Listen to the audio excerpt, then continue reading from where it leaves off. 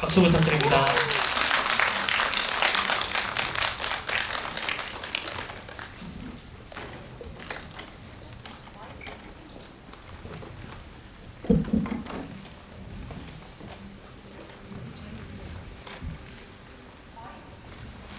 일단 배우분들 들어오실 때 다들 놀라셨죠?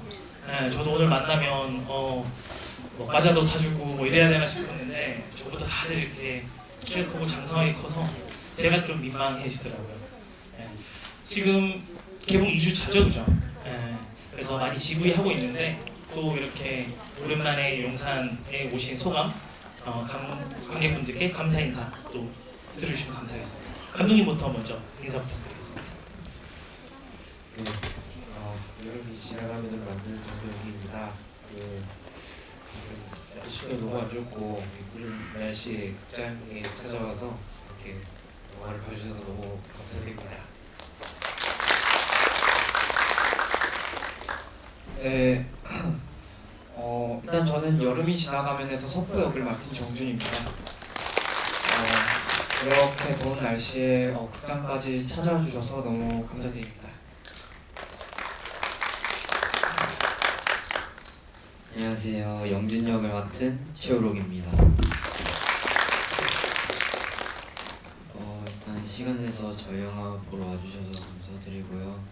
저희 감사합니다. 네, 안녕하세요. 저는 여름이 지나가면에서 영문 역할을 맡아 연기한 최현진이라고 합니다. 이렇게 굳은 날씨에 저희 영화 보러 와주셔서 정말 감사드리고요. 저희가 딱 저희 영화 개봉할 때, 개봉 시사할 때 여기 용산에서 저희 영화를 상영하면서 많은 관객분들을 찾아뵀었는데 이렇게 일주일 만에 다시 이렇게 용산에 와서 관객분들을 마주할 수 있게 돼서 정말 영광이고 행복한 것 같습니다. 감사합니다. 안녕하세요. 저는 여름이 지나가면서 기준 역을 맡은 이재준입니다. 저희 영화 보러 와주셔서 감사합니다.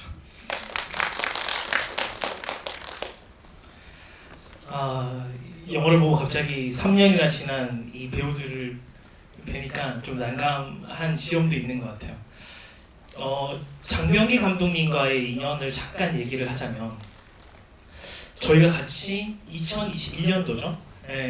독립영화 제작 지원을 같이 받았어요.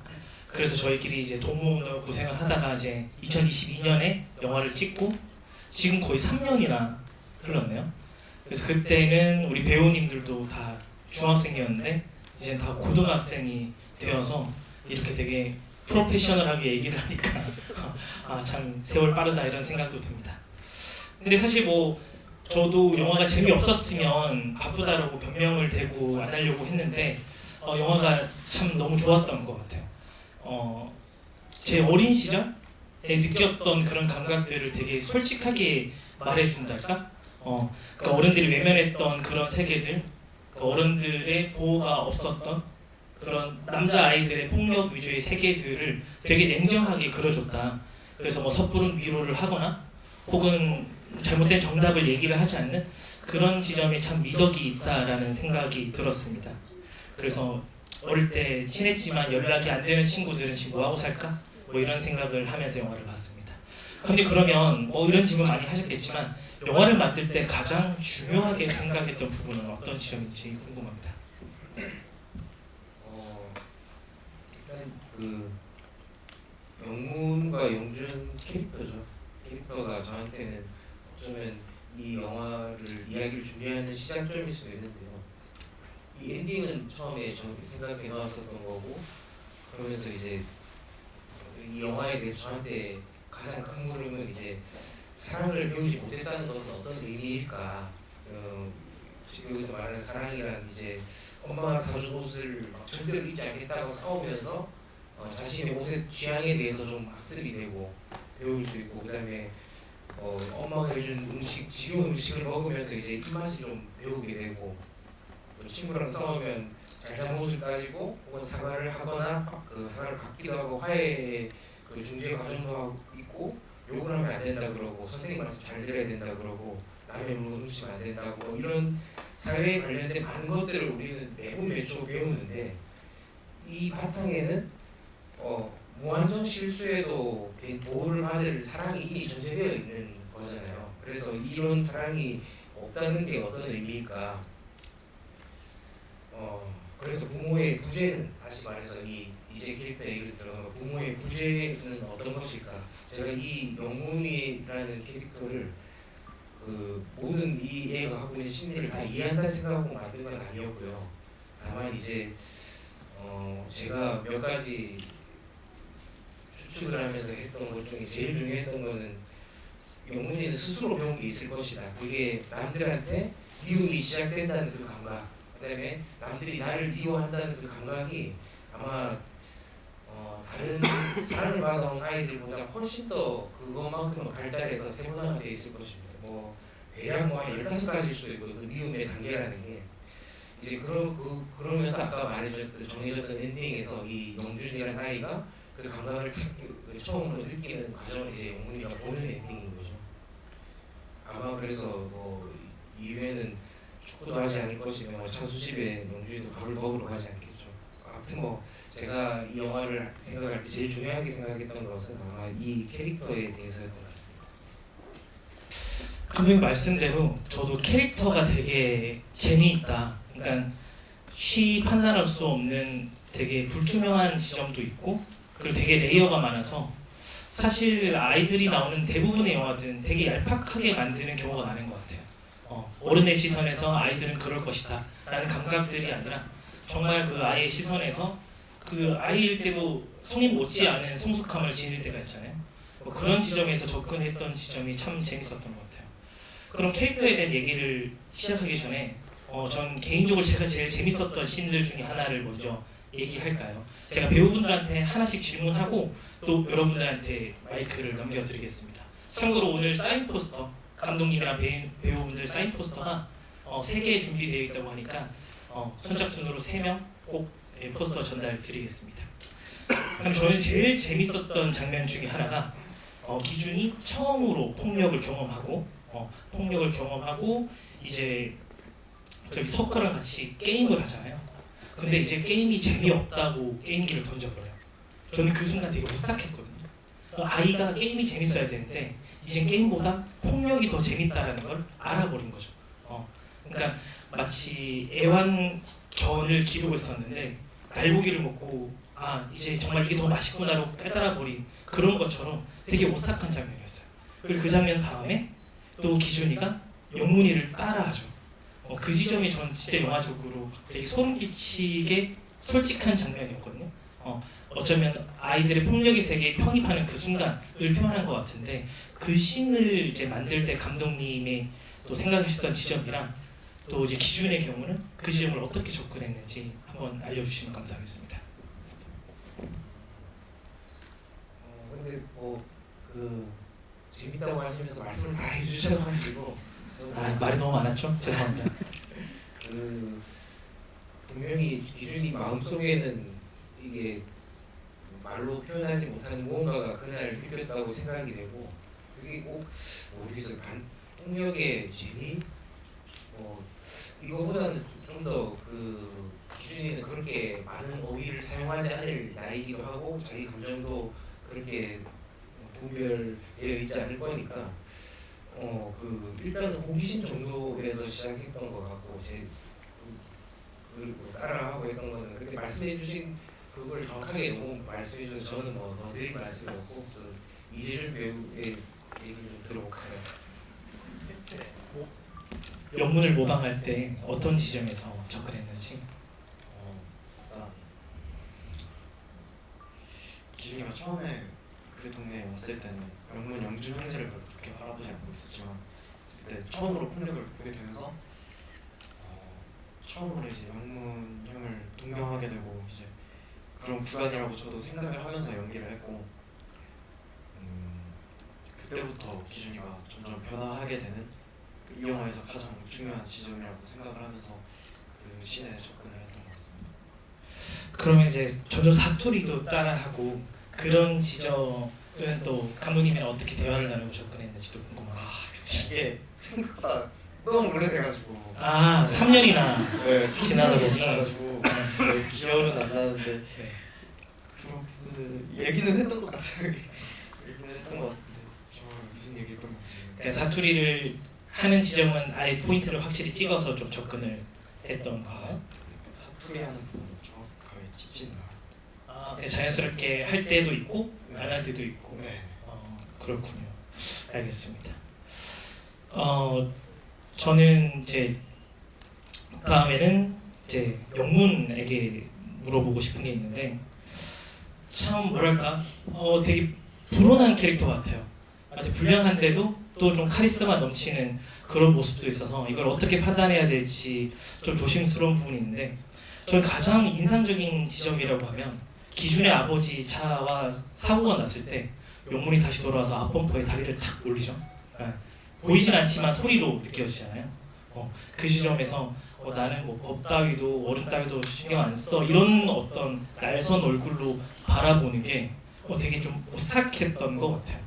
그래서 어른들이랑 관계 맺는 지점에서 전사는 어땠을까? 마을 사람들과 어떻게 관계를 맺었을까? 뭐 이런 생각도 들었던 것 같거든요.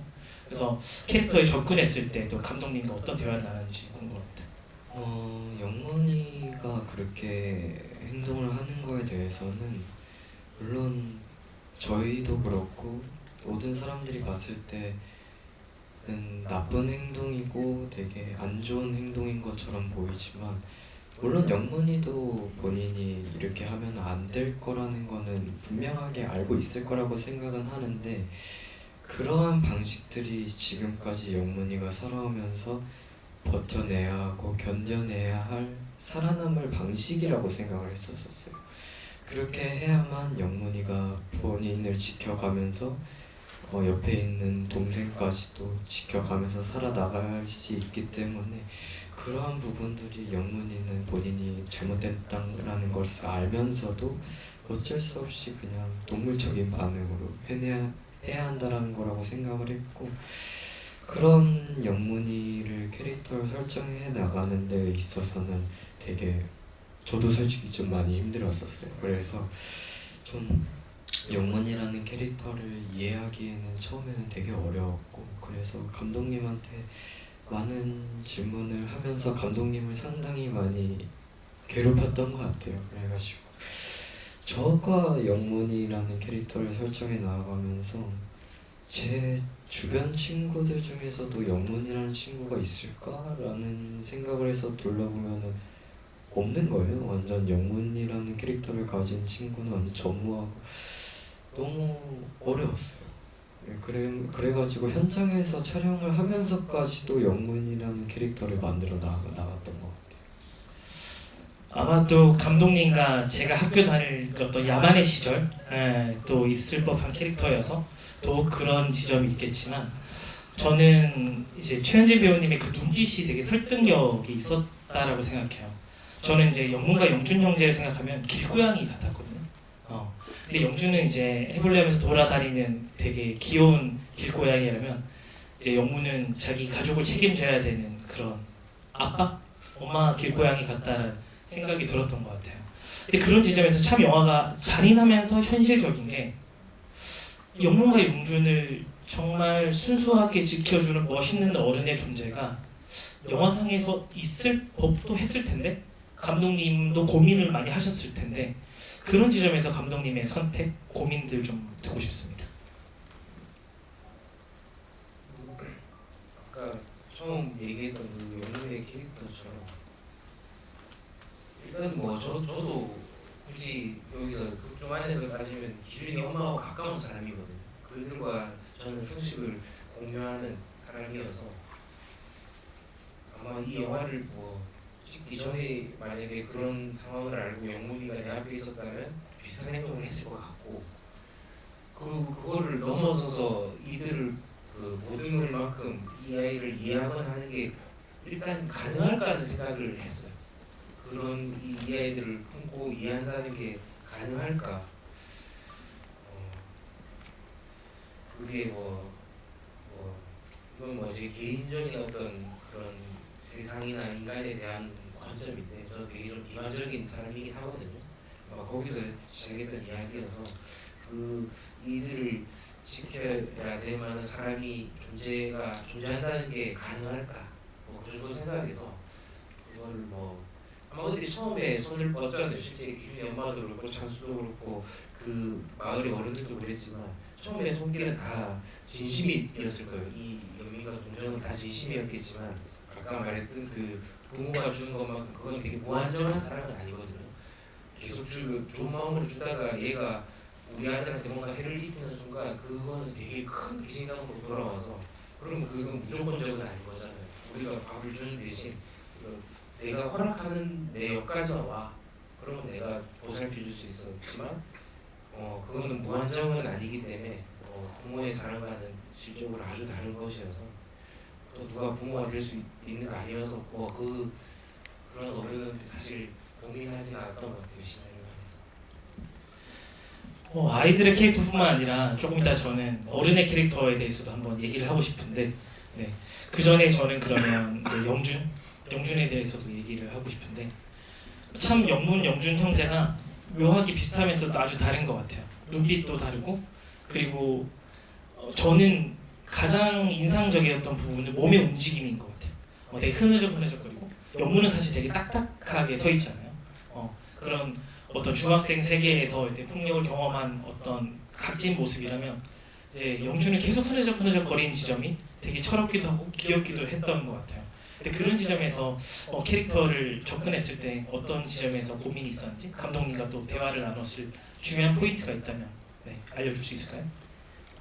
감독님이랑 대화를 나누기 전에 제가 이 대본을 6학년 때 처음 받았거든요. 근데 살짝 그때는 이 영준이라는 애가 조금 부끄럽기도 했었거든요. 그래서 조금 겁이 났었는데 그때 저희 스승님이 저한테 해준 말씀이 선생님이 아니라 스승님이군요. 네, 스승님. 네. 저한테 해주신 말씀이 있는데 오로가 망가지는 게 멋있는 거라고 멋있는 거야라고 해주셔서 더 이렇게 잘 용준이를 다 내려놓고 잘 연기할 수 있었던 것 같고 촬영할 때도 힘든 게 있으면은 감독님께 말씀을 많이 했는데 감독님이랑 대화를 하면서 이렇게 잘 할 수 있었던 이유가 감독님이 촬영을 하실 때마다 딱 컷을 하시잖아요. 컷을 하시고 오케이가 안 나면은 좋습니다. 다시 한번 갈게요 라고 하시거든요. 이게 감독님 마음에 드시는지 모르겠는데 좋아도 좋습니다라고 하시고 안 좋아도 안 좋습니다라고 하시거든요. 그래서 그렇게 이렇게 다 좋다고 해주시니까 저는 부담이 덜 돼서 이렇게 영준이를 잘 연기할 수 있었던 것 같습니다. 그렇게 편안한 분위기에서 이제 촬영이 진행됐기 때문에 이때 영준의 그런 모습도 우리가 볼 수 있지 않았나 생각을 합니다. 저는 이제 석호에게 질문이 있는데 제 어린 시절과 가장 비슷하고 제가 투영을 하면서 봤던 인물인 것 같아요. 어쩌면 친구들과 놀기도 재밌게 놀지만 또 학교에서는 또 꽤 모범생이도 한 되게 이중적인 느낌이 있다는 말이죠. 학교에서 반장인데 뭐 훔치러 다니고 때리고 다니고 막 근데 왠지 또 그렇게 엇나가지 않을 것 같다라는 왠지 나중에 커더라도 이 친구를 바르게 잘할 것 같은 느낌도 들었던 것 같아요. 근데 이 영화는 뭐 영준 형제 그리고 기준의 이야기이기도 하지만 제 개인적으로는 소코 기준으로는 되게 삼각관계처럼 느껴졌어요. 기준과 영준 사이에서 누가 기준을 차지할 것인가 뭐 이런 지점의 삼각관계도 있었던 것 같은데 그 지점에서 또 캐릭터 접근할 때 고민했던 지점들 좀 알려주신다면요? 저는 일단 석호를 분석하면서 처음에 포지션을 어떻게 잡았냐면 너무 기준처럼 이제 사춘기가 세게 온 그런 캐릭터도 아니고 영문 영준 형제처럼 뭔가 극단적으로 이렇게 하는 캐릭터도 아닌 딱 그 중간으로 잡았어요. 그래서 그 지점에서 어려웠던 부분이라고 하면 아무래도 석호가 느끼는 감정 이 부분이 조금 어려웠던 것 같습니다. 아무래도 기준이랑 제일 먼저 보는 캐릭터잖아요, 석호가. 근데 시간이 지나면 지날수록 점점 저와는 멀어지고 이제 영준, 영훈 형제와 계속해서 가까이 지내니까 마음적으로는 많이 아팠죠.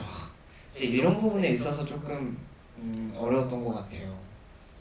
석호가 어쩌면 합법적인 폭력의 세계, 학교가 인정한 그 안에 이제 권력의 세계라면 또 이제 영문 영주는 이제 학교 밖의 어떤 불법적인 세계의 그런 권력을 지니고 있잖아요. 그런 지점에서 학교에서 그 실습 시간이었나요? 그 시험 시간에 막 둘이 떠드는데 되게 석호가 난감했을 것 같아요. 가장 친한 친구인데 학교에서 가장 말을 안 들어요. 그런 지점에서 또 어떤 감정이었는지 좀 궁금해요. 거기서 일단 조금 어이가 없었죠. 아니 누구들 다 풀었나? 했는데 나를 무시하네? 왜 나를 무시하지? 우리 같은 친구 아니었나? 근데 그러면서 또 영준이랑 속닥속닥거리면서 되게 소외감 느꼈거든요. 게임 져서 간 게 아니라 그 모든 게 쌓여서 Yes. 나왔던 행동들 아닌가 생각합니다. 전 질문이 되게 많거든요. 근데 또 시간이 저희가 1시간으로 한정돼 있으니까 일단 관객분들한테 마이크 먼저 넘겨보도록 할게요. 네. 질문 있으면 손 들어주세요. 네. 네. 저기 뒤에 손 드신 분 다시 한번 들어주시겠어요? 네.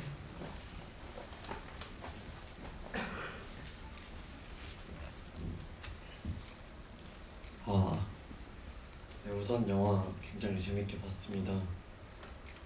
제가 되게 이 영화를 보면서 좋았던 점은 저도 이제 아이들에 대한 작업을 좀 하는데 이제 그러면서 늘 이제까지 20대 초반부터 이제 20대 후반인 지금까지 해오면서 늘 느꼈던 건 이제 저도 이런 작업들을 하다 보니까 다른 영화들이나 뭔가 다른 매체나 뭐 사진이나 뭐 여러 가지를 보다 보면 그 아이들의 시선이 그 어린애 시선으로 굉장히 그게 개입이 돼가지고 내가 어렸을 때는 사실 저런 느낌은 아니었는데 했는데 이 영화를 보면서 되게 나도 이런 뭐 시절도 있었고 이런 감정도 느꼈고 이런 친구들도 있었고 하는 게 굉장히 되게 이입이 많이 됐거든요.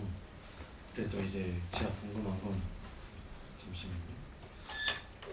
그 아이의 시선으로 이제 어른의 시선을 최대한 개입시키지 않고 이야기를 구성하고 표현하기 위해서 특별히 신경 쓰는 부분이 있다면 어떤 건지, 그리고 이 나이 또래 배우들이랑 또 같이 일을 하다 보면 이제 감정의 깊이를 좀 깊게 꺼내는 게 되게 어려운데 배우분들이 워낙 이제 그런 걸 잘하실 수도 있겠지만 이제 연출자의 능력도 굉장히 중요하다 생각하거든요. 어떻게 그런 거를 이제 표현할 수 있도록 이제 어떤 식으로 이제 아이들에게 접근하고 대화를 하셨는지도 궁금하고, 감독님의 이제 경험이나 이런 것도 이제 이 영화를 만드는 데 있어서 어느 정도 들어간 부분이 있을 것 같은데 그런 것도 조금 궁금합니다. 네, 일단 경험이라고 말씀하신 거에 대한 어떤 저의 얘기를 먼저 드리면 경험은 아니고요. 제가 근데 이 시절에 되게 이런 학원 폭력물 이런 걸 되게 좋아했어요. 근데 그게 기준이처럼 막연하게 순수하게 재미로 엄청 좋아했거든요. 근데 뭐 실제 그 형들은 내 머릿속에 판타지에 나도 기준이처럼 그 형들한테 좀 잘 보이고 막 어떻게 인정을 받고 하는데 실제는 좀 없었던 일이고, 그래서 아마 저는 기준이를 어릴 때 닮았었다고 이 옛 시나리오 쓰면서는 많이 얘기를 하는데, 그래서 기준이 이야기 안에서는 기준이 입장에서 쓸 때는 이게 성장 느와르적인 성장, 이게 자기가 어떤 조직에 들어가서 입지를 다져가는 과정, 그러면서 처음에 자기를 이 세계에 이끌어준 이 친구를 뛰어넘어야 되고 그때부터 석호가 이제 대상화가 되는 거죠. 기준이의 재미에서는 그런 게 아마 이 영화 중반에는 기준이가 착각하고 있는 이 노화적인 성장이 있고 다시 질문을 집중할게요.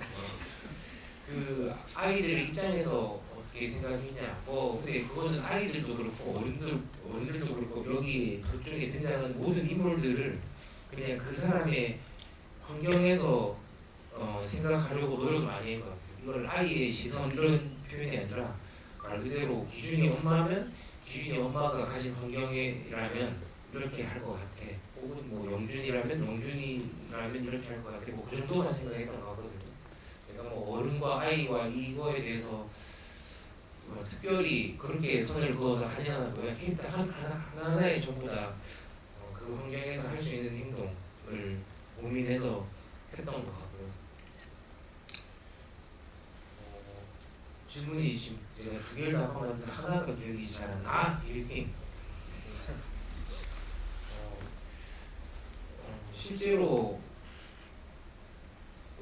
이 처음에 캐스팅할 때부터 조금의 저는 그런 걸 본 것 같아요. 기준이 연기하는 거 말고 연기하는 거 말고 중간에 저랑 대화할 때 이 친구가 가지고 있는 모습에서 기준이 같은 게 조금 있는가, 영문이 같은 모습이 조금 있는가, 뭐 다들 조금씩 봤는데 다들 있었거든요. 그 재준이는 엄청 좀 부끄러워했어. 자기가 연기를 잘했어. 표현을 잘해놓고 근데 자기가 몇 년 전에 했던 연기니까 되게 부끄러워서 연기 끝나자마자 막 너무 부끄러워하길래 좀 기준이 같을 것 같고, 현진이는 너무 그때 뭐 우영우를 촬영하고 와가지고 대사를 못 외우고 너무 피곤해서 제가 대사를 못 외웠는데 좀 쓸데없는 말을 하시네요.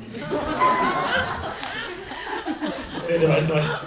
그런 모습들이 이게 현장에서 만약에 이 각자가 이 캐릭터를 준비해 오겠지만 거기서 내가 좀 더 방향을 틀었을 때 그 자기가 갖고 있는 것들이 들어왔을 때 그 인물이 들어가지 않을까?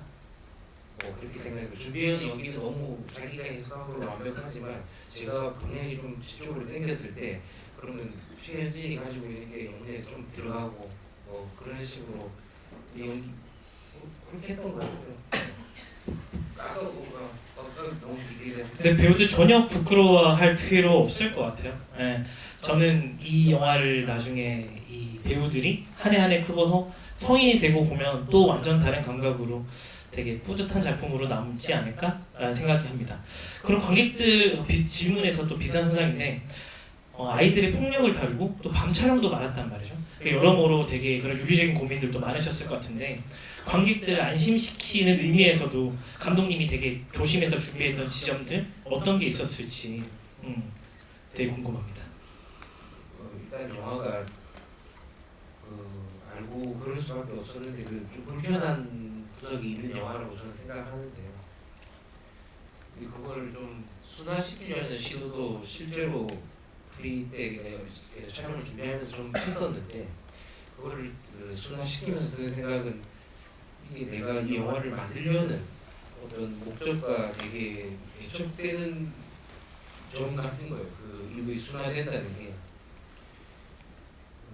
영문이가 만약에 욕설이 좀 더 횟수가 줄거나 수위가 조절되거나 해서 했으면 좀 더 분명히 보는 사람들한테 훨씬 더 빨리 마음을 우리는 연민의 손을 쉽게 내밀게 될 것 같고, 그렇게 되면은 조금 이 영화 내용 자체가 폭력을 조금 미화하는 식으로 확 기울 것 같은 마음도 들고요. 그래서 실제로도 제가 알고 있는 영문이들은 이 되게 불편함이라는 거에 대해서 그걸 경험하고 우리가 더 가까워지고 더 익숙해져야 그 다음을 볼 수가 있는 라는 생각이 들어서 그냥 그때 한 두 번째 미팅 때인가 전체 미팅 때 이 욕설 연기에 대해서 막 얘기했을 때 제가 걱정한 것보다 훨씬 더 연기 경력이 많아서 특히 현진이가 뭐 자기는 더 심한 욕하는 연기도 해봤고 해서 이게 연기인 걸 안다 라고 저한테 말해주자마자 그냥 바로 믿었죠. 저는 그렇게 자기 객관화가 되어 있는 상태에서 네. 감독님과 소통할 수 있는 충분히 프로페셔널 배우였지 않나 생각을 합니다. 자, 두 번째 질문 받아보겠습니다. 네, 손 드신 분.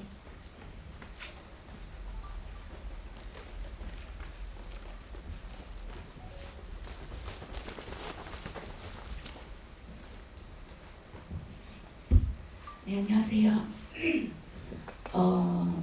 온 배우분들께 여쭤보고 싶습니다. 제가 GV 오늘 5번째인데요.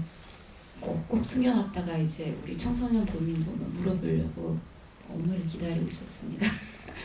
스토리상에서 어쩌면 시발점이 될 수도 있는데 이제 기준이 축구를 하다가 공을 잘못 쳐서 이제 원영한테 맞죠.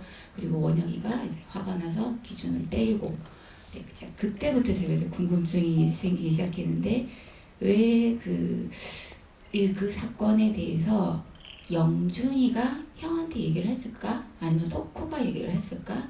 얘기를 했다면 영준이가 얘기를 했다면 왜 했을지 필동을 건네줘서 거기에 대한 보답인지 그리고 아니면 찬수에게 장난을 치다가 둘이 눈이 마주치면서 웃음꽃이 살짝 폈을 때 어떤 둘의 어떤 감정이 교감이 돼서 어떤 조금 친분이 생겼기 때문에 얘기를 했던 것일까 뭐 그런 부분들이 좀 궁금했고요. 만약에 뭐 영준이나 석호가 얘기를 했기 때문에 이제 영문이가 기준이를 도와준단 말이죠. 근데 그게 어쩌면 도와준다는 의미일 수도 있을 것 같은데 정말 도와줬던 건지 아니면 삥을 뜯기 위한 그 원영이 부자라고 했잖아요. 돈 많은 집이라고 삥을 뜯기 위한 어떤 건더기 그거를 잡기 위한 어떤 하나의 부분이었었지.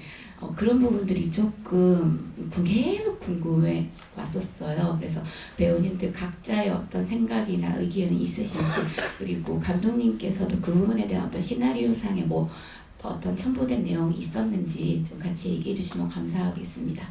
그럼 감독님 얘기 좀 듣기 전에 먼저 영문이 얘기를 한번 들어보면 어떨까요? 네. 왜 도와줬는지, 도와준 건지 아니면 의도가 있었는지. 네. 정답은 없으니까요. 네.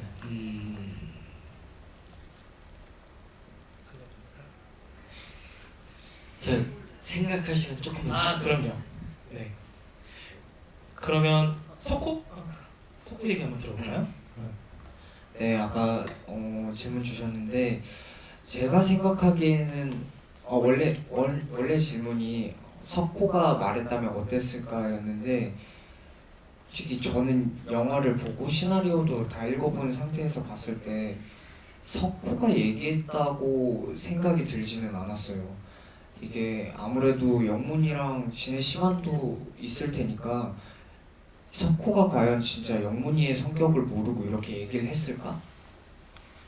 라는 생각을 해서 제가 생각하기에는 영준이가 말한 것 같습니다. 영준은요?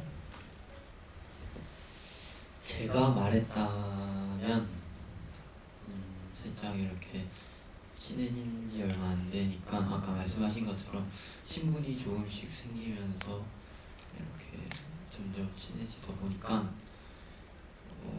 그러면서 살짝 내 친구인데 때렸네? 그러니까 조금 도와주고 싶은 마음? 그런 마음에 바라지 않았을까 생각합니다. 고민됐을까요? 네. 네, 얘기해 주시죠. 왜 도와줬을까? 제가 생각했을 때는 그냥 별다를 의미가 있는 건 아닌 것 같아요. 이게 어쨌든 뭐 누가 잘못했던 간에 가장 가까운 동생들이 맞고 왔으니까 이게 당연히 형으로서 해야 할 도리가 아니었을까? 라고 생각을 했던 것 같아요. 감독님은요?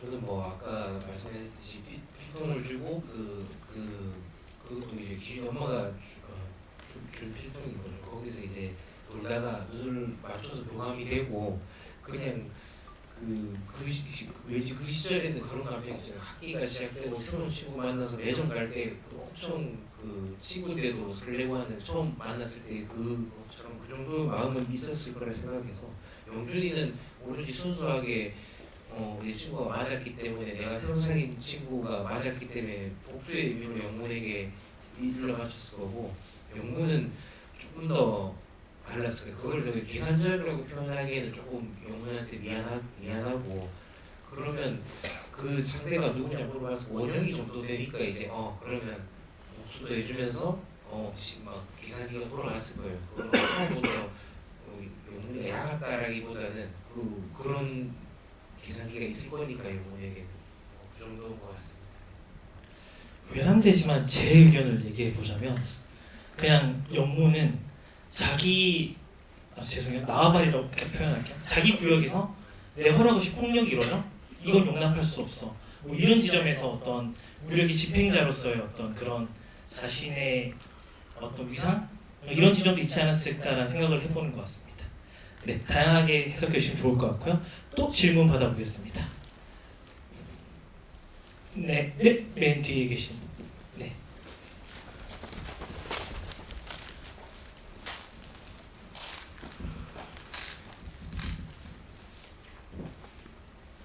저 이기준 역을 맡으신 이재준 배우님께 말씀드리고 싶은 게 있는데요. 일단 연기하신 게 정말 뜻깊었고 되게 재밌게 봤던 것 같은데 혹시 촬영하면서 힘드신 건 없으셨는지? 아까 저한테 힘든 거 여러 가지 얘기했었는데 재밌는 거 얘기해 주세요. 일단 연기하면서 제일 힘든. 네, 연기할 때 힘들었던 시점? 뭐 캐릭터적으로든 아니면 뭐 외부적으로든? 일단 연기하면서 제일 힘들었던 거는 욕하는 거 조금 힘들었고, 그리고 연기하면서 힘들었던 거. 벌레. 그거는 연기하면서 힘들었다기보다는 그냥 촬영하면서 힘들었던 것 같은데, 거기가 좀 약간 어느 정도 그렇게 그냥 좀 시골 쪽이어서 벌레가 너무 많이 나오는데 제가 벌레 진짜 싫어하거든요. 너무 무서워해가지고 벌레가 제일 더위보다 제일 힘들었던 것 같아요. 그게 제일 힘들었습니다. 제 기준이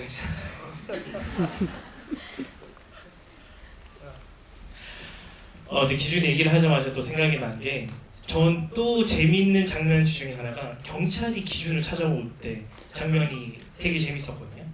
근데 거기서 경찰이 이제 아디다스 신발을 보고, 아디다스 얘기해도 되죠? 그 신발을 보고 나서 그 기준의 태도가 되게 재밌잖아요. 그러니까 바로 영준이를 점 찍어서 내가 신발을 준 거다라고 얘기를 하니까 전 이거 되게 세 가지 정도로 해석되더라고요. 첫 번째, 그냥 생각 없이 한 말이다. 그냥 아무런 악의도 없고 그냥 선의도 없이 한 말이다. 그 두 번째, 어쩌면 영준이를 찾는 거라고 생각하기 때문에 영준을 보호하기 위해서 먼저 자기가 선의로 얘기를 한 것일 수도 있다. 또 세 가지, 세 번째, 이거 되게 제가 나쁜 생각인지 모르겠는데, 그 기준 또한 사고를 쳤었잖아요. 아디다스 신발을 신고. 그러니까 자신의 잘못을 숨기기 위해서 먼저 영준을 팔아넘기는, 이런 세 가지로 여러 가지 해석이 됐었거든요. 그런 지점에서 뭐 한 가지 정답은 아니었겠지만, 그런 지점에서 굳이 저는 감독님 의견 안 여쭤보겠습니다. 네, 저는 기준의 의견이 궁금해요. 네, 어떻게 해석해서 접근했는지. 말하기 싫으면 안 해도 돼요. 말하기 싫은 건 아닌데 조금 어려운 것 같은데, 잠시만요. 저한테 들어오기 전에 어려운 질문 하지 말라고 했는데 질문 뭐였는지 한 번만 다시 해주세요. 제가 3분 동안 얘기한 걸 또 얘기하라고요? 농담이고, 경찰이 와서 이제 취조를 했을 때 먼저 이제 영문이를 팔잖아요. 미안해요, 제가 말 잘못했죠. 영문이를 팔잖아요. 영문이를 얘기를 먼저 꺼낸 이유가 좀 궁금합니다. 영문이를 보호하려고 한 건지, 아니면 영문이를 팔아넘기려고 했는 건지, 아니면 그냥 아무런 의도가 없이 얘기한 건지. 얘는 그냥 그러니까 어리기도 하니까 판단력이 일려서 저는 그냥 막 나온 말 한 거라고 생각을 했고, 또 두 번째 그렇게 다 했어요? 그럼 뭔가 일부러 팔아넘기고 그런 건 아니었다? 네, 일부러 팔아 넘긴 건 아닌 것 같아요. 악감정이 있던 것도 아니고. 그럼 경찰이 왔을 때도 별로 무섭지는 않았던? 저 몰랐으니까. 몰라서? 뭐지? 그럼 경찰서에 잡혀갔을 때는 되게 당황스러웠겠네. 그쵸, 당황은 했겠죠. 네. 그렇습니다. 팔아넘기지 않았다. 알겠습니다. 네, 또 질문 한번 받아보겠습니다. 네, 지금 손 드신 분. 네. 극장이 넓어서 뛰어다니느라 고생 많으십니다. 네.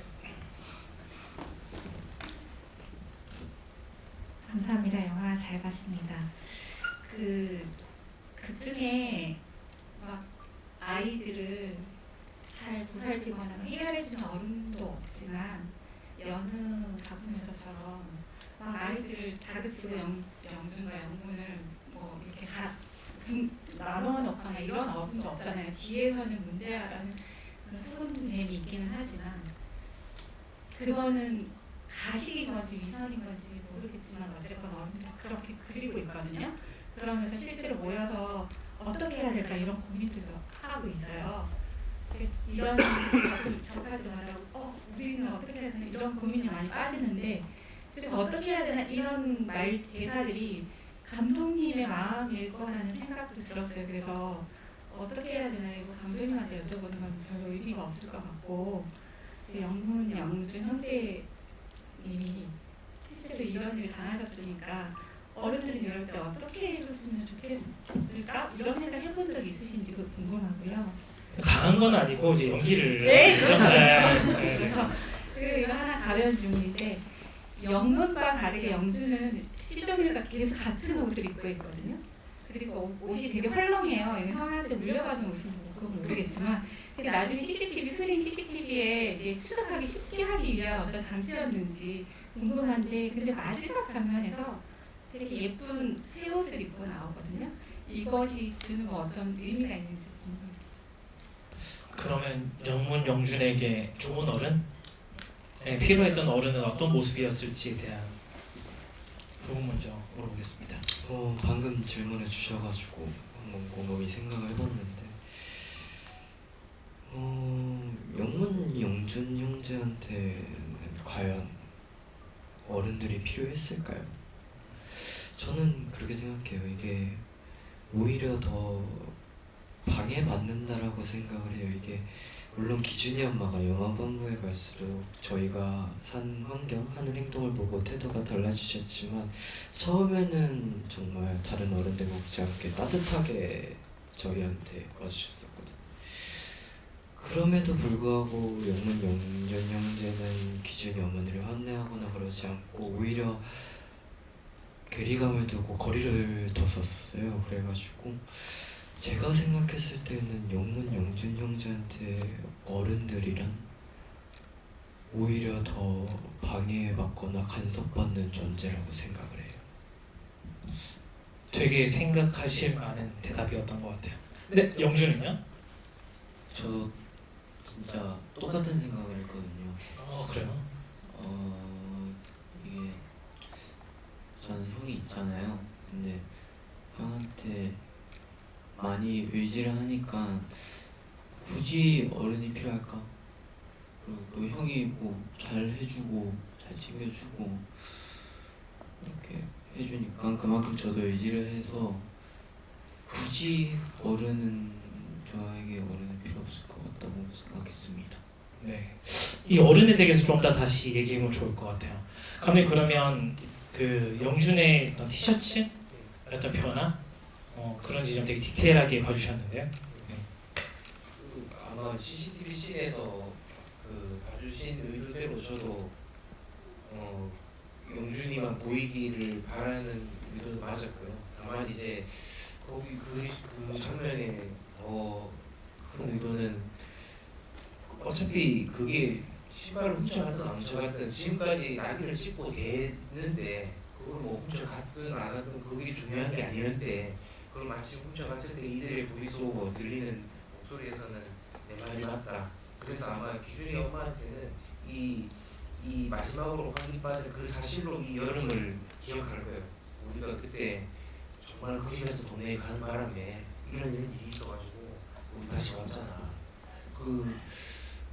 그렇게 저는 이제 그 정도의 의도를 가지고 그런 보이스가 올라갔을 때 좀 되게 좀 진려하기를 바랬었던 것 같고 그다음에 이 일련의 사건 이후 시설에 갔다가 한번 나오니까 그 안에서는 너무 괴대하게 더러워진 옷을 갈아입혔겠죠. 그걸 이제 내가 화면에 딱 떴을 때 이제 뭔가 새로운 기대나 이런 것들은 저는 없었고요. 저는 없었는데 다만 지금 이 얘기를 하다 보니 드는 생각은 그 영문이나 영준이가 받아왔던 시혜들이 그런 거 아니었을까? 옷을 갈아입혀주고 이제 새롭고 밝은 옷을 입었네? 그런 기대를 처음에 동정을 받았을 때는 그런 마음을 들겠지만 저게 뭐 그렇게 크게 이들을 바꿀 건지는 잘 모르겠습니다. 네, 질문 됐을까요? 근데 저는 그 어른들의 세계에 잠깐 짚고 넘어가면 좋을 것 같아요. 되게 어른들의 캐릭터도 되게 입체적이고 재미있다고 저는 생각을 하는데 하나같이 좀 위선적이죠. 마을 사람들도 되게 공동체에 관심 많고 애들 되게 착하다, 되게 뭐라? 선량한 아이들이라고 얘기를 하는데 그냥 그러길 바라는 희망인 것 같아요. 그 적당한 거리에서 내 아들을 해치지 않으면 너희들은 좋은 애야라고 이렇게 포장하면서 사실은 방관하고 있고 기준의 엄마 또한 나는 마을 사람과 달리 많이 배우고 도시 사람으로서 되게 윤리적으로 이 아이들을 챙길 거야 하지만 기준에게 어떤 해를 가하자마자 완전 또 돌아서죠. 제일 나쁜 어른이라고 하면 저는 아버지라고 생각했어요. 기준의 아버지. 기준의 아버지는 다른 사람과 다르게 이 아이들의 폭력의 세계를 이미 경험하고 잘 알고 있는 사람이잖아요. 그런 사람들의 가장 전형적으로 할 수 있는 행동은 이 아이들 영준 영문이 가장 필요한 돈을 그냥 줘버리는 거죠. 그럼으로써 내 아이의 어떤 안전을 바라는 되게 공동체를 생각하지만 공동체는 관심이 없고 그저 재개발의 돈만 바라는 그런 어른들의 아주 속물적인 세계들을 좀 냉정하게 감독님이 그려주셨다라는 생각이 좀 듭니다. 이런 지점에서는 그냥 제 해석 얘기한 거고요. 관객분들 다양한 의견들도 고민해 보셨으면 좋겠습니다. 또 질문 받아볼게요. 네, 중앙에 계신 손 드신 분.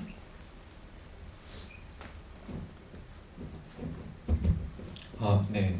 저는 영화 보면서 대체적으로 들었던 감정이 좀 기준의 입장에서 되게 무섭게 느껴지기도 했었고 또 집에 찾아와서 뭐 물건을 부순다거나 뭐 창문에 이제 벽돌이 날라올 때 그 집에 자는 영준이나 명문 그리고 그 기준의 엄마나 기준의 입장에서 되게 오싹하다 이런 느낌 많이 받았었거든요. 근데 그 다른 감정이 느껴졌던 순간이 마지막에 이제 쓰레기장에서 영준이 그 오토바이 타기 전에 나를 싫어할 것 같다라고 말하는 장면이 있었어요. 근데 그 장면이 되게 그 전체적인 감정의 흐름에서 다른 감정이 느껴지면서 되게 크게 와닿았거든요. 그래서 그 부분이 그 영준을 연기한 그 우록 배우님이 그러니까 그 당시에 그걸 연기하면서 어떤 감정으로 그 대사를 했었는지가 좀 궁금하고 또 지금 이제 3년 정도가 지났으니까 지금의 시점에서 또 다른 관점이 있는지 그리고 또 감독님께 여쭤보고 싶은 거는 그 기준의 엄마가 얘기한 부분이 이제 그 마지막에 재개발 확정되고 나서 그 파티 같은 걸 하는 부분에서 나는 잘 모르겠다라고 직접적으로 얘기를 하거든요. 그게 이제 감독님의 뭔가 좀 의견인 것 같기도 한데 이 문제에 대해서 그 대사를 쓸 때 혹시 어떤 제가 아까 말했던 그런 부분들이 염두에 있었는지 그런 쪽으로 좀 두 분께 여쭤보고 싶습니다. 네, 그럼 영준 먼저 답변 부탁드릴까요? 저 죄송한데 질문을 한 번만 그 쓰레기장에서 이제 다들 좋아하는 것 같아 라고 했을 때 좀 달리 보였는데 어떤 기분이었는지. 쓰레기 몰랐다. 조금만 고민해 생각을- 보실까요? 네. 그럼 감독님 먼저 답변 부탁드리겠습니다.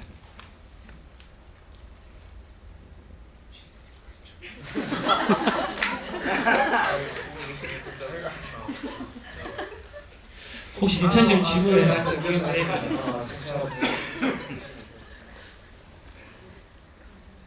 그 저도 실제로 이 시나리오를 쓸 때 제가 물론 나는 답을 찾을 거야라고 쓰진 않거든요. 그거를 그러진 않는데 그래도 좀 뭐 있으면 좋겠는데 제가 고민했을 때 제가 계속 한계를 느끼죠. 저도 아까 말했듯이 저도 아무리 생각해도 이야기를 쓰고 그랬지만 내가 그 안에 들어가면 나는 영원하고 없는 기준이 엄마거든요. 저도 만약 나도 아이가 있고 이런 상황이면 저도 되게 크게 다른 선택이 어려울 것 같고 그런 생각에서 이건 고민을 해도 그렇게 답을 하게 되고 고민을 안 해도 그 답이어서 그거는 제 의견이기도 합니다. 어차피 저도 다음 차례보다 그런 건 아니어서 모르겠다는 말밖에 할 말이 없더라고요. 네, 또 사실 영화로 이렇게 세상을 구원하고 변화시킬 수 있었으면 이 세상 문제 다 쉽게 해결되지 않았을까 뭐 이런 생각도 들기도 합니다. 네, 영준 이제 고민이 좀 끝났을까요? 네. 추가로 안 가잖아요, 그죠? 네. 네. 이게 저는 영준이가 화가 나서 처음으로 표현을 했다라고 생각을 하거든요. 지금까지 모르다가 마지막에 딱 깨달잖아요. 그래서 저는 살짝 그런 부분을 처음으로 표현을 했다, 이제 깨달았다, 살짝 이런 생각을 하면서 연기를 했던 것 같습니다. 네, 제가 기준이는 화장실 좀 갔다 온다고 해가지고요. 네, 지금 기준이 질문을 좀 아껴주시고 네, 또 질문 받아보겠습니다. 네, 이제 손 드신 분.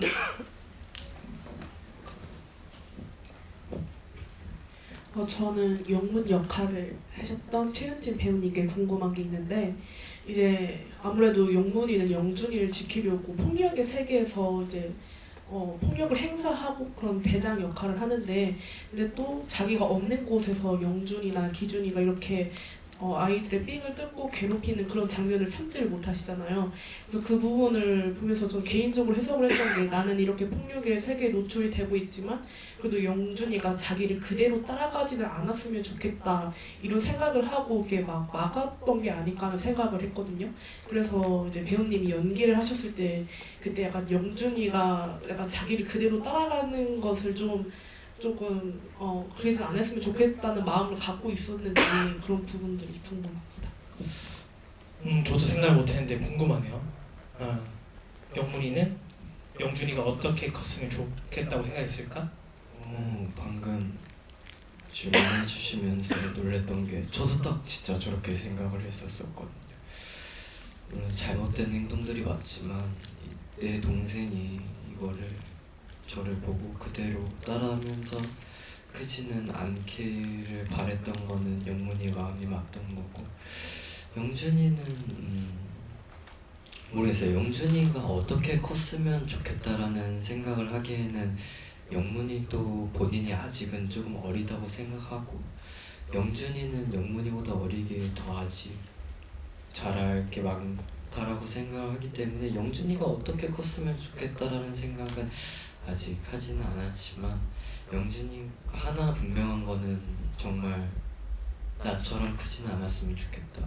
이런 상황이 언젠가 영준이에게 찾아오더라도 물론 영문이 입장에서는 귀찮겠지만 영준이를 챙겨야 된다는 책임감이 있기 때문에 영문이가 지켜줄 거라고 믿기 때문에 네, 그렇게 생각한 것 같아요. 영문이가 또 참 재밌는 게, 같이 이렇게 범죄할 때는 도움을 받지만 자기 없이 함부로 돌발적인 행동하는 거에 대해서는 또 굉장히 엄격하다는 말이죠. 뭐 그런 지점이 참 재밌다는 생각했습니다. 네, 기준배우 돌아왔습니다. 박수 한번 부탁드립니다. 시원한가요? 네. 다행입니다. 네, 또 질문 받아볼게요. 문성아 배우님 맞죠? 네, 성아 배우님. 네. 질문 부탁드리겠습니다. 네, 안녕하십니까. 저 영화 너무 잘 봤고요. 저는 이제 인물들이 나중에 영화에 나오지 않은 먼 미래에 어떻게 살고 있을지가 궁금해서 배우분들한테 생각을 한번 여쭤보고 싶어요. 네. 그거 제가 마지막에 질문하려고 딱 모아뒀던 건데 그걸 또 이렇게 농담입니다. 그렇죠. 시간도 많이 안 남아서. 그럼 미래는 어떻게 크고 있을까? 커 있을까? 네. 미래? 몇 년 정도 미래를 얘기할까요? 상관없이? 지금 당장 이제 기준이가 떠나고 나서부터 아니면 성인이 돼서 각각 어떻게 됐어요? 궁금해요. 그러니까 본인의 캐릭터가 이제 미래는 어떻게 변화해 있을지. 네. 화장실 갔다 온 기준 먼저 얘기를 할까요? 일단은 기준이는 뭐 공부를 열심히 해서 좋은 직장 잡아서 그냥 살고 있을 것 같아요. 직장까지 벌써? 네. 아. 그냥 그렇게 살고 있을 것 같긴 한데 최근까지 이런 질문이 왔을 때 그 비슷한 질문들을 받아봤는데 기준이가 그 동네 영문 영준이랑 있었던 동네에서의 일을 나중에 후에 어떻게 생각을 하고 있을 것 같냐라는 그런 질문을 받았는데 최근까지는 그냥 그땐 그랬지 뭐 이런 식으로 자그마한 추억 정도로만 묻어갔을 것 같다라고 말씀을 드렸었는데 이제 와서 다시 생각을 해봤어요. 며칠 전부터. 네, 생각을 해보니까 뭔가 그냥 아무렇지 않은 일처럼 묻어날 것 같진 않고 그냥 내가 그때 왜 그랬지? 내가 그때 왜 그렇게 비겁하게 피했을까? 뭐 이런 식으로 후회를 했을 것 같고 근데 기준이 잘 컸을 것 같아요. 엄마 말 좀 잘 듣고 지도 잘 살고. 네. 그죠? 네, 영문은요? 우리 면상학은 저의 또 다른 동생이신데 동생이 많네요. 네, 동생이 지금 눈앞에도 있고 옆에도 있고 되게 기분이 이상한데 아무튼 영문이는 물론 영준이랑 마지막에 시사를 들어가게 됐지만 제가 이 작품을 촬영하면서 되게 개인적으로 바랬던 거는 영문, 영준 형제한테 언젠가는 꼭 영문, 영준 형제한테 조금은 더 남들보다는 따뜻한 여름이 다가와 주기를 언젠가는 꼭 바라면서 이 작품을 임하게 됐던 것 같은데 가만 생각해보면 영문이한테 영준이라는 존재가 되게 귀찮으면서 걸리적거리고 무언가를 할 때 뭔가 되게 신경 쓰이는 그런 존재인 것 같으면서도 어떻게 보면은 영문이가 되게 포기하지 않고 끝까지 굳건하게 살아가야 할 이유 또한 영준이라고 생각을 하거든요. 그렇기 때문에 조금 더 이제 어른들에 대한 시선이나 사람들에 대한 마음은 한 살 한 살 더 자라면서 조금은 더 열어주길 바라고 지금처럼 동생 잘 챙겨주면서 별다를 거 없이 무탈하게 지내는 게 영문이랑 가장 잘 어울리지 않을까 싶습니다. 너무 어른다운 대답이라서 좀 당황스럽네요. 네, 네 영준은요? 영준이가 마지막에 내 이제 안 할란다라고 하잖아요. 근데 저는 그 부분을 두 가지로 해석할 수 있는데 첫 번째는 축구를 안 한다고 해석을 할 수 있고 두 번째는 이제 사람들이 자신이 싫어하니까 내 이제 안 좋아한다 그게 축구를 안 좋아한다고 해석을 할 수도 있고 사람들이 나를 안 좋아한다고 해석을 할 수 있는데 저는 사람들이 안 좋아한다라고 해석을 했거든요. 그래서 이제 아까 말했던 것처럼 영준이가 이제 좀 깨달아서 나중에 크면은 비행 행동을 하지 않는 영문이가 되지 않을까 생각을 해봅니다. 저도 축구를 그만둔다는 얘기 들었을 때 되게 어떤 아이들의 정상 세계에서 또 발을 빠지는 것 같아서 되게 슬펐던 것 같아요. 네, 그 다음에 석호. 석호는 그냥 이대로 쭉 클 것 같아요. 이게 어떤 의미냐면 그냥 뭔가 크게 삐뚤어지지 않고 그대로 커서 어떻게 보면 여느 아이들과 다를 거 없는 그런 인생을 살 것 같습니다. 근데 여기서 이제 여느 아이들과 다를 거 없이 이거는 제 기준보다는 관객분들의 상상에 맡기도록 하겠습니다. 농어촌 전형의 가장 수혜자는 기준이 아니라 석호 아닐까 뭐 이런 생각을 해보기도 했습니다. 원래 마지막 질문을 받으려고 했는데 딱 1시간이 넘어버렸어요. 그래서 사실 질문 많으시니까 그럴 때는 다음 지부에 또 와주시면 됩니다. 또 배우들이나 감독들 또 와 계실 테니까요. 아니면 궁금한 것들 뭐 인스타나 트위터 올려주시면 아마 또 좋은 답변 달아주시지 않을까 생각합니다. 그러면 오늘 이렇게 날씨도 안 좋은데 찾아오신 관객분들께 감사의 인사와 또 홍보 멘트 또 한번 부탁드리겠습니다. 그럼 기준 먼저 부탁드릴까요? 네. 처음이었어요. 감독님 먼저 하라 그럴까요? 네. 오, 알겠습니다. 이 패기 좋습니다. 감독님 먼저 부탁드리겠습니다.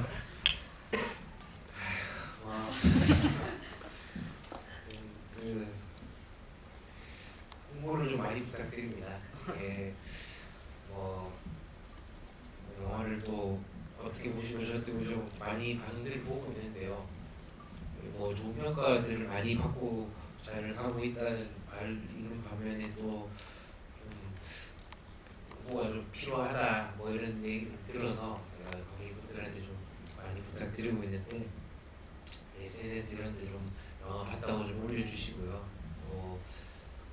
어디든 감상 드신 거 다 써주시고 그러면 저는 보거든요. 보고 제가 뭐 답을 하진 않지만 저도 같이 어떤 다른 사람의 입장을 생각해보고 하면서 다 보고 있습니다. 그래서 어떻게 봤다 또 그런 얘기 많이 알려주시면 정말 큰 도움 될 것 같습니다. 감사합니다.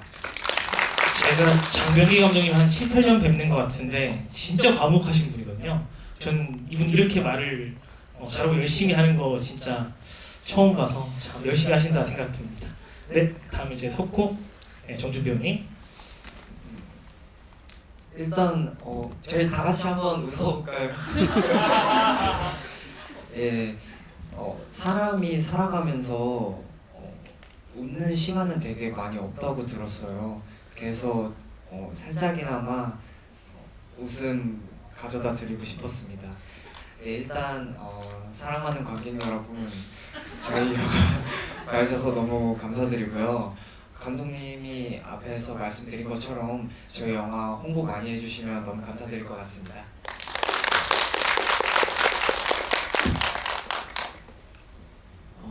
오늘 날씨도 안 좋은데 저희 영화 보러 와주셔서 너무 감사드리고요. 저희 장병기 감독님 첫 장편 데뷔작이니까 이만큼 저희도 열심히 연기했거든요. 그러니까 많이 봐주시고 웃음 내주시면 제가 큰절 올리겠습니다. 감사합니다. 약속 꼭 지켜주시기 바랍니다. 물론이죠. 네, 일단 가장 먼저 저희 영화 오늘 이렇게 시간 내서 보러 와주셔서 정말 감사드리고요.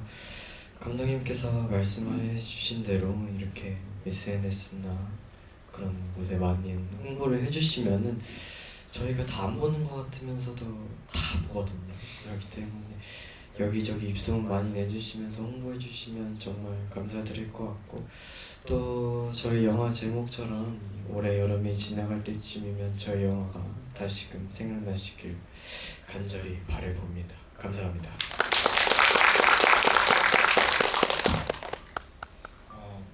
일단 앞에서 말씀했던 것처럼 좀 많이 널리 알려주셨으면 좋겠고, 그리고 제가 촬영 딱 끝나고 마지막에 감독님께서 저한테 해주셨던 말이 건강한 사춘기 보내라라고 말씀을 해주셨는데, 저 아직도 사춘기 안 끝났거든요.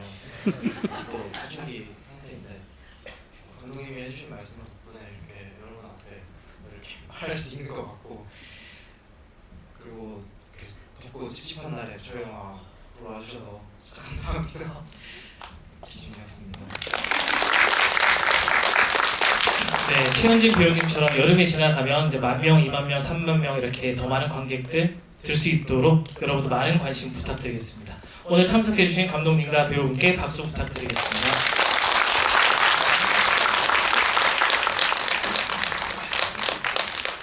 수고하셨습니다.